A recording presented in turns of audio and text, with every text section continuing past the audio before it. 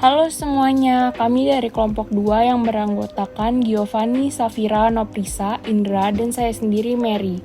Kami akan membahas mengenai PSAK 70 yaitu akuntansi aset dan liabilitas pengampunan pajak. Tujuannya yaitu mengatur perlakuan akuntansi atas aset dan liabilitas yang timbul dari pengampunan pajak sesuai dengan Undang-Undang Nomor 11 Tahun 2016 tentang Pengampunan Pajak atau Undang-Undang Pengampunan Pajak. Ruang lingkup yang pertama menentukan apakah entitas mengakui aset dan liabilitas pengampunan pajak dalam laporan keuangannya. Jika entitas mengikuti ketentuan dalam Undang-Undang Pengampunan Pajak. Yang kedua, entitas menerapkan persyaratan-persyaratan ini dalam laporan keuangannya jika entitas mengakui aset atau liabilitas yang timbul dari pengampunan pajak. Yang ketiga, pernyataan ini dapat diterapkan oleh entitas yang menggunakan SAK etap. Definisi yang pertama, pengampunan pajak adalah penghapusan pajak yang seharusnya terutang, tidak dikenai sanksi administrasi perpajakan dan sanksi pidana di bidang perpajakan dengan cara mengungkap aset dan membayar utang tebusan sebagaimana diatur dalam Undang-Undang Pengampunan Pajak. Yang kedua, aset atau liabilitas pengampunan pajak adalah aset atau liabilitas yang timbul dari pengampunan pajak berdasarkan surat keterangan pengampunan pajak. Yang ketiga, biaya perolehan aset pengampunan pajak, yaitu nilai aset berdasarkan surat keterangan pengampunan pajak. Yang keempat, surat keterangan pengampunan pajak, yaitu surat yang diterbitkan oleh Menteri Keuangan sebagai bukti pemberian pengampunan pajak. Yang kelima, surat pernyataan harta untuk pengampunan pajak atau surat pernyataan adalah surat yang digunakan oleh wajib pajak untuk mengungkapkan aset, liabilitas, nilai aset neto, serta penghitungan dan pembayaran uang tebusan. Nah, yang selanjutnya adalah mengenai kebijakan akuntansi. Pada saat penerbitan surat keterangan atas kebijakan akuntansi ini, entitas dalam laporan posisi keuangannya akan mengakui aset dan liabilitas pengampunan pajak jika pengakuan atas aset atau liabilitas tersebut diisyaratkan oleh SAK. Lalu tidak mengakui suatu item sebagai aset dan liabilitas jika SAK tidak memperbolehkan pengakuan atas item tersebut. Dan juga mengukur, menyajikan, maupun mengungkapkan aset dan liabilitas pengampunan pajak sesuai dengan SAK yang relevan. Selanjutnya ada pengakuan awal dan pengukuran. Di sini ada dua, yaitu pengukuran saat pengakuan awal dan pengukuran setelah pengakuan awal. Pengukuran saat pengakuan awal itu yang pertama aset pengampunan pajak. Di sini diakui sebesar biaya perolehan atas pengampunan pajak. Dan untuk liabilitas pengampunan pajaknya, diakui sebesar kewajiban kontraktual atau sebesar penyerahan kas atau setara kas untuk menyelesaikan kewajiban yang berkaitan langsung, yaitu dengan perolehan aset pengampunan pajak. Nah, jika tidak terdapat selisih antara aset dan liabilitas tersebut, maka diakui sebagai bagian dari tambahan modal disetor di ekuitas. Untuk uang tebusan yang dibayarkan diakui dan dibebankan dalam laba rugi pada periode disampaikannya surat penyertaannya. Nah, selanjutnya ada pengukuran setelah pengakuan awal. Di sini, pengukuran setelah pengakuan awal untuk aset dan liabilitas pengampunan pajak itu mengacu pada SAK yang relevan, yaitu seperti yang pertama properti investasi yang sesuai dengan PSAK 13 tentang properti investasi.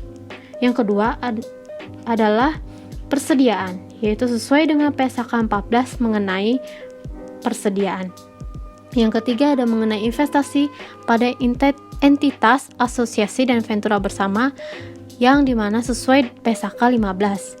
Selanjutnya ada aset tetap dan aset tak berwujud sesuai dengan PSAK 16 dan PSAK 19. Selanjutnya aset teridentifikasi dan liabilitas yang ditimbulkan dari kombinasi bisnis yang pasti sesuai dengan PSAK 22. Nah, yang terakhir adalah instrumen keuangan, yaitu sesuai dengan PSAK 55 mengenai instrumen keuangan, pengakuan, dan pengukuran. Kemudian penggantian pengakuan. Entitas menerapkan kriteria penggantian pengakuan atas masing-masing aset dan liabilitas pengampunan pajak sesuai dengan ketentuan dalam SAK lain yang relevan untuk masing-masing jenis aset dan liabilitas tersebut. Contohnya seperti penghentian pengakuan tentang aset tetap yang diatur dalam PSAK 16 dan penghentian pengakuan aset tak berwujud yang diatur dalam PSAK 19. Kemudian penyajian. Aset dan liabilitas pengampunan pajak disajikan secara terpisah dari aset dan liabilitas lainnya dalam laporan posisi keuangan. Jika entitas menyajikan aset lancar dan aset tidak lancar, serta liabilitas jangka pendek dan jangka panjang sebagai klasifikasi tersendiri dalam laporan posisi keuangan, maka entitas dapat menyajikan secara terpisah aset pengampunan pajak lancar dan tidak lancar, serta liabilitas pengampunan pajak jangka pendek maupun jangka panjang, jika entitas memiliki informasi yang memadai untuk melakukan pemisahan klasifikasi tersebut. Kemudian pengungkapan. Entitas mengungkapkan dalam laporan keuangannya tanggal surat keterangan dan jumlah yang diakui sebagai aset pengampunan pajak berdasarkan surat keterangan, serta jumlah liabilitas pengampunan pajak.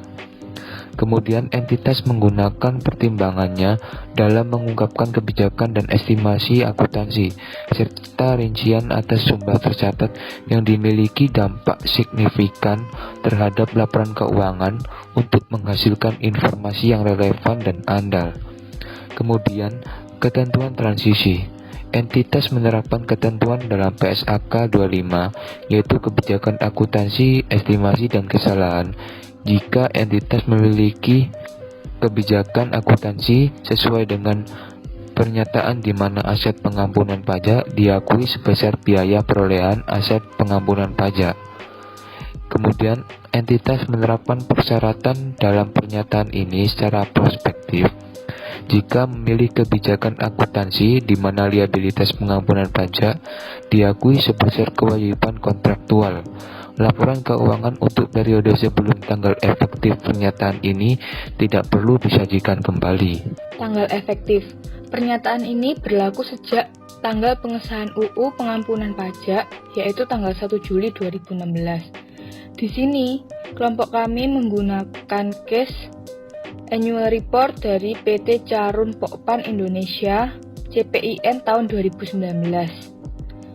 Seperti gambar di samping, dalam akun pajak pertambahan nilai didapatkan bahwa Pokpan Indonesia menggunakan PSAK 70, yang mana aset pengampunan pajaknya diukur berdasarkan nilai yang dilaporkan pada SKPP.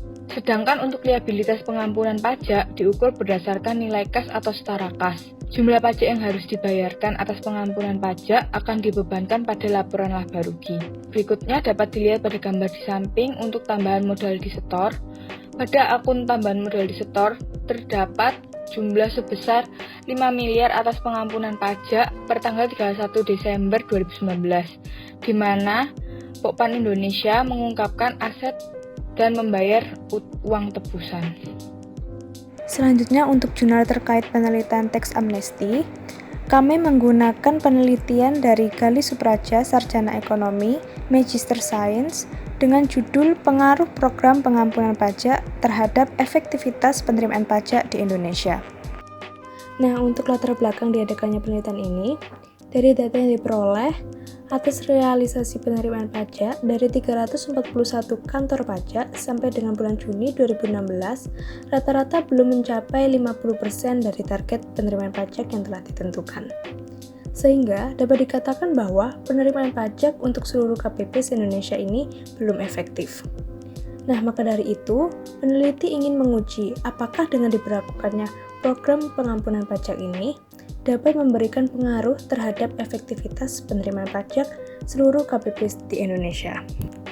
Untuk objek penelitian ini sendiri yaitu program pengampunan pajak atau tax amnesty dan efektivitas penerimaan pajak.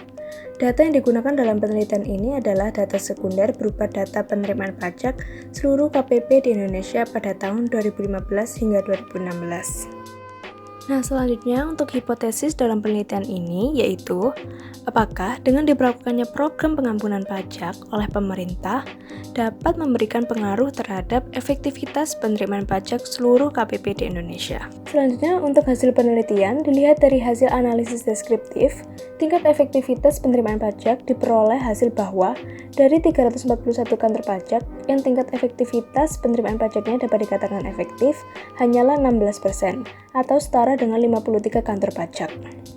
Sedangkan sisanya yaitu 84% atau setara dengan 288 kantor pajak masih belum dikatakan efektif. Berdasarkan hasil pengujian statistik, diperoleh hasil serupa yang menunjukkan bahwa tidak terdapat perbedaan yang signifikan antara efektivitas penerimaan pajak baik sebelum dan sesudah program teks amnesti. Dengan demikian, dapat disimpulkan bahwa hasil dalam penelitian ini menunjukkan program pengampunan pajak tidak memberikan pengaruh yang signifikan terhadap efektivitas penerimaan pajak kantor pajak di Indonesia. Nah, sekian presentasi dari kelompok kami. Terima kasih.